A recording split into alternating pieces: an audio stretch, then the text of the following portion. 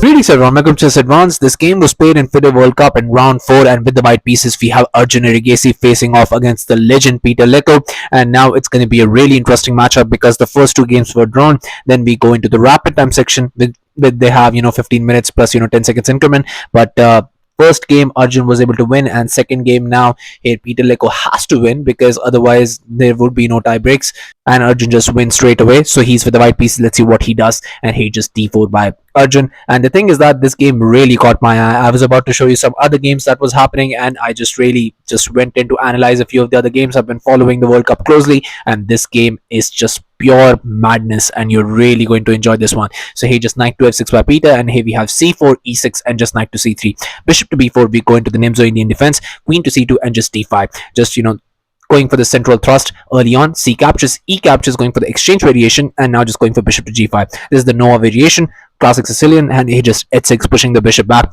Bishop to h4, not trading it because you don't want to give up the bishop pair early on. Knight to c6, and now just going for e3, just preventing the capture of that d4 pawn, and just g5 even, preventing the bishop going back. Bishop to g3, knight to e4 now. Just putting pressure on that knight, also putting pressure on the bishop here. Just bishop to d3 was played. F5, and F5 is a crazy move, and as soon as I saw this F5, I was like, this cannot be good. But obviously Peter has to try something, because in this position, if Leko doesn't go for it, he's going to regret it, because with the black pieces you have to try and make your position a little bit worse, but you have to take risks to be able to survive in the World Cup, and that's the pressure of the World Cup. Knight to e2 was played by Arjun, and now just comes castles by Peter Leko. And in this position, Arjun could have also castled. He could have gone for this castles, and after king to h8, prophylactic move always useful, especially when your king is wide open.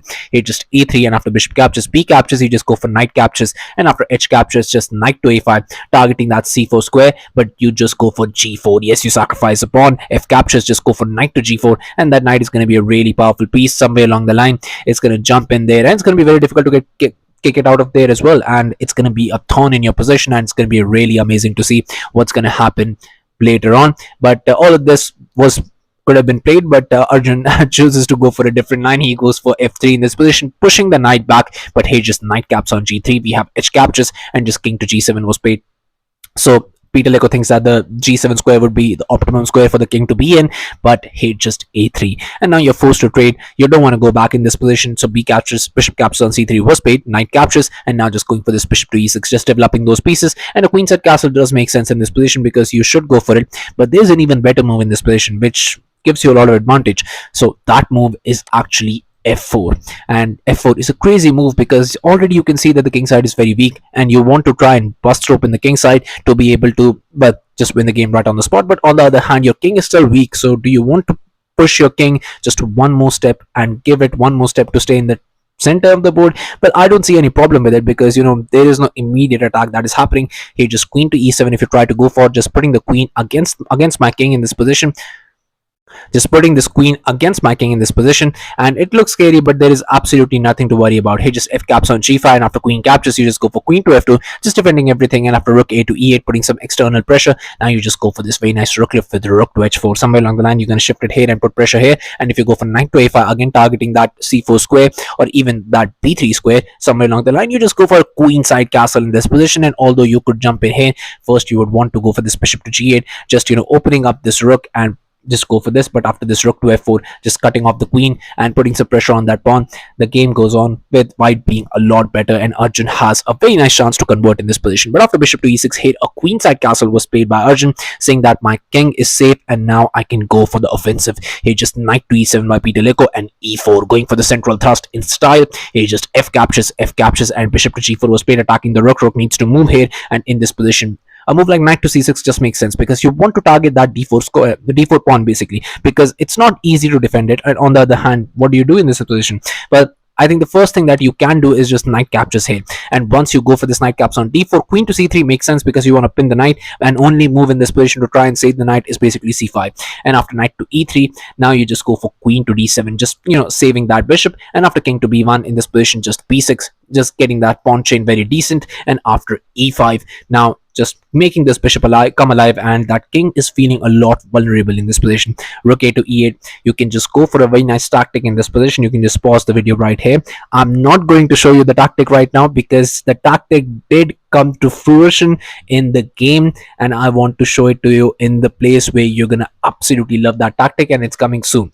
So here, after rook d to e1, just c6 was played, not going for knight to c6, but now just comes queen to d2. And after queen to d6, in this position just e caps on d5 was played by Arjun. C captures and rook to e5, just a very nice rook lift in this position. And here we have knight to f5, and you can also already see that Arjun's position is a lot better.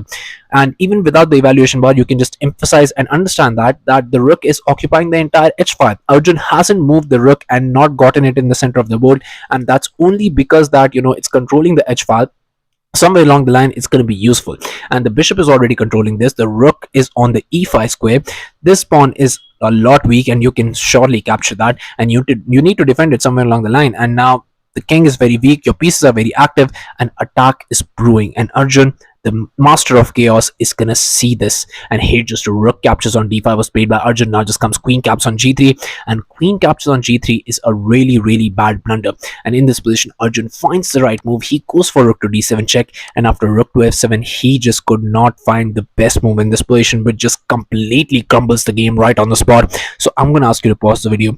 Believe me, just pause this video right here and try to find this idea, because this is a beautiful move. You're gonna love this if you're able to find it out yourself. So just have at it. I was able to find it on my own, and I'm really happy in this. So just have at it. So congratulations to everyone who's able to find this amazing tactic in this position. And the tactic is this rook captures on h6, a beautiful tactic in this position, because you cannot go for this king caps on h6 because he just rook caps on f7 and I'm a complete piece up. So but why can't I go for this knight captures here? It looks very decent, but this is the worst one of it all, because he just queen caps on g5 and you have absolutely no counter. King to f8 in this position, trying to save the rook, but now just comes this queen caps on h6, and that's a free knight basically. King to e8, just rook caps on m7, king captures, and here just bishop to c4 check. And no matter what you do, either you're losing your queen, gonna have to give up some material, or you're just getting checkmated, which is just worst of it all. So what can you do after this rook caps on h6? You can try to go for this queen to f4, and this is the least worst one of it all, because it's still +5, but it's still less than +10. So here after rook to h7 check, now just deflecting from the defense of that rook. After king captures, just go for this rook captures now on f7, and it's still a +5 position. It's completely winning no matter how you play it, and this would have been end of Peter Leko right here. But in this position, after rook to f7, Arjun was not able to find the right idea, and he went for this knight to e4, attacking the queen. Still, he's completely winning, but now Peter is actually in the game. He needs to find the right idea, and that is queen to f4, and he finds it. He goes for queen to f4, so he has some chance, but not too much. Here rook caps on f7 was played, king captures, and in this position you need to find again the right idea to be able to try and win this game right on the spot. There's only one move that gives you very nice advantage, and that move is a rook to f1, just putting the rook against the queen, and that is in the sight of the king as well. And you have to go for the trade. Queen captures, king captures, and the end game is, well, completely winning for me. King to g7, you just go for this knight to f2, attacking the bishop. Bishop just going for this knight to g3. You cannot move the bishop anyway. Even if you move the bishop, I don't think it would have been actually feasible, because the trouble for you is, well, this piece is going to be under attack, this is going to be under attack. I'm controlling this entire file. You don't want to have that. You don't want to see what the consequences of all of it would be. So this is the best move. But after this knight caps on g4, knight caps on f1, the thing is that after bishop captures, I have two pieces for the rook, and basically just these 4 pawns against my 4 pawns. I will be up in advantage, and most likely I will be able to win this game. But still, it's, well, better, easier said than done, but still Arjun has a very nice advantage. But after king caps on f7, queen caps on f4 was played by Arjun, and now just comes this g caps on f4 and knight to f2, knight to e3 in this position. But he's just going for this knight caps on g4, trading knight captures, rook to h4, and Arjun's advantage is getting less and less by the second, but he still has a better position. He should be able to convert this, and just comes knight to f6, and here we have rook caps on f4, king to e7, bishop to e4, and just knight caps on e4, rook captures, king to d7 was played. But this in-game Arjun is actually a pawn up, and he should be able to convert this. And even if he's not able to, just like really see that it's a complete winning position. I mean, the fear in your opponent's mind in this position that, this, I am a pawn down, it's a rook end game, most likely this is completely losing, and that is enough for anyone to resign in this position. But still, it Peter Leko still carries on. He goes for rook to f8, king to d2, rook to f6, and king to d3 was played. King to c6, but now just comes even a4. King to d5, rook to h4 was played. Now just rook to g6. All you need to do is convert this in a decent manner. Here just g4 was played by Arjun, and now targeting this, saving that. Here just a6, and now just comes a5, not allowing those pawns to be pushed. And king to e6 was played, and now just comes king to e4. King to e6, the move that would have really ruined everything, because now you allowed Arjun's kings inside your position, and kings are the pieces that are most important in the end game, and they win you matches. Hey, king to d6, but now just comes p4, and rook to e6 check was played. King to d3, and hey, just rook to g6, and now just going for this king to c4, again going towards the other side. Rook to f6 again, but now just comes rook to h5. It's very difficult to try and do anything here. Rook to g6 again was played, but now just comes rook to f5. Your position of your pieces are completely paralyzed. If you capture this, then there's this check, and I pick up this pawn, and next I'm going there to pick up that. So it's not at all easy. But hey, rook caps on g4 was played, rook to f6 check, and now just comes rook king to c7, rook caps on h6, and rook to g1 was played, trying to harass my king from the backside, but it's not going to work out, because hey, just rook to h7 check.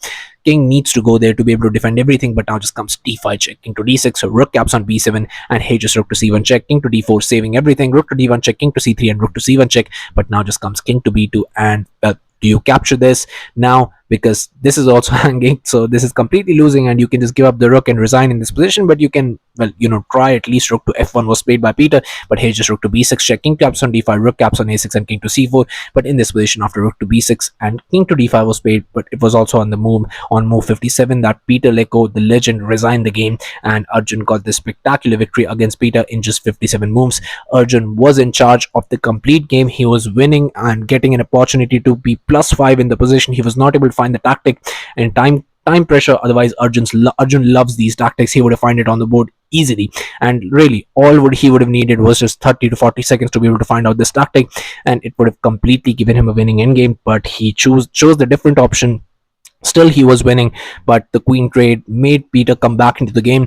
But the end game, he was not able to find the right idea, and Arjun won the end game pretty straightforward. And that is a great decision for Arjun, because now he's moving to round 5 in the tie breaks, and Peter is unfortunately eliminated. But still, he came up to top 16. That's absolutely amazing. And World Cup has been absolutely brutal this year. Kicking 2700s as soon as round 1 and round 2. That's absolutely crazy. But still, it's a lot of an amazing show for all the players who are watching and all the spectators who are watching this, and this was really an awesome game, and so I decided to show it to you. So yeah, thank you all for watching. I'll be coming back to some of these amazing games, so stay tuned to the channel, stay updated, and I'll be seeing you guys very soon. Thank you very much for watching.